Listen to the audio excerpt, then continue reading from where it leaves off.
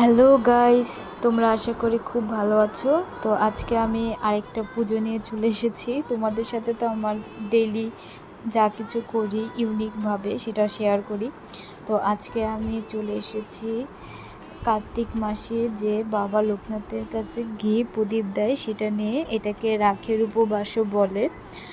আমরা যখন গিয়েছি তখনও অনেকে আসেনি। আমরা গিয়ে সব কিছু রেডি করেছি, আমার মা আর আমি মিলে গুছগাছ কমপ্লিট করে ভোগগুলো দিয়ে আনলাম। আমি বাবার কাছে ভোগগুলো দিয়ে আনার পর আমি একটু ঘুরতে বেরিয়েছিলাম যে কীভাবে সাজিয়েছে দেখার জন্য। এটা খুবই সুন্দর লাগে। তখনও খুব ভালোভাবে সবাই সাজিয়ে নিয়ে বসেনি। তো যত সময়ে যাচ্ছিল মানে বিকালের দিকে মানুষ তত আসছিল।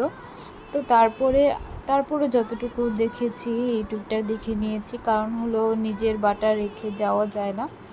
তো এটা হলো আমার বাটা আর আমার পাশে হলো আমার মায়ের বাটা। আমি খুব ছোট থেকে মার সাথে এই উপাসটা করি। আসলে যখন ছোট ছিলাম তখন উপাস করতাম না, মা করতো, মাকে দেখতাম।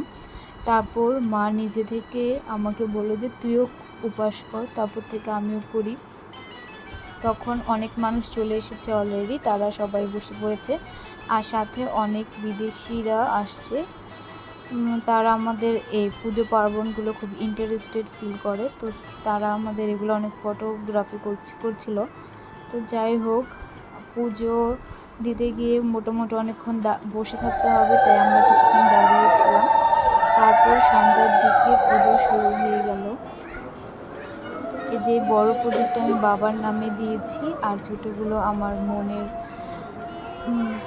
বাসনা যাতে বাবা পূর্ণ করে আশীর্বাদ দেয় সেজন্য আর কি। তো যাই হোক, আমি এই পাঁচিলটা পড়ছিলাম, মাও ঠাকুরের নাম নিচ্ছিল, আমরা পুজো করছিলাম। তারপরে আশেপাশে সবাই প্রদীপ ধরেছিল। এই সময়টা অনেক সুন্দর লাগে, যদি ঘুরে ঘুরে দেখা যায় অনেক ভালো লাগে।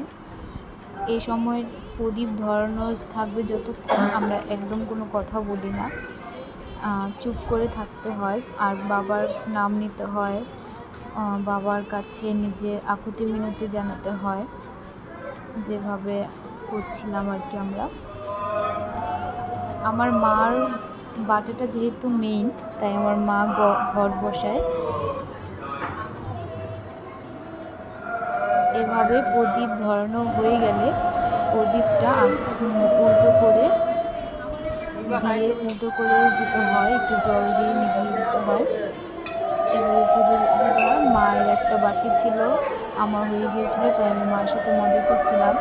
যদিও আমি মাকে ঘি দিয়ে একটু বাড়িয়ে দিয়েছি যাতে বেশিক্ষণ বসে থাকে। তো তারপর আমরা প্রসাদ নিচ্ছিলাম। আমাদের নিয়মে আমরা বাসায় এসে কোনো খাবার খাই না, ওই সময়েই প্রসাদ গ্রহণ করি বাইরে বসে।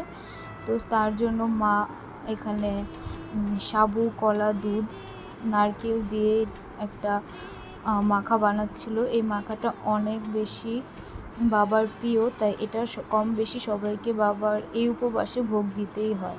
তারপর মা এই অন্নভোগটা নিয়ে আসলো। এই অন্নভোগটা সব রকম সবজি দিয়ে বানায়, আর এটা আমরা বাইরে বানিয়ে খেয়ে যাই ঘরের ভিতরে, আর পরে আমরা কোনো খাবার খেতে পারি না।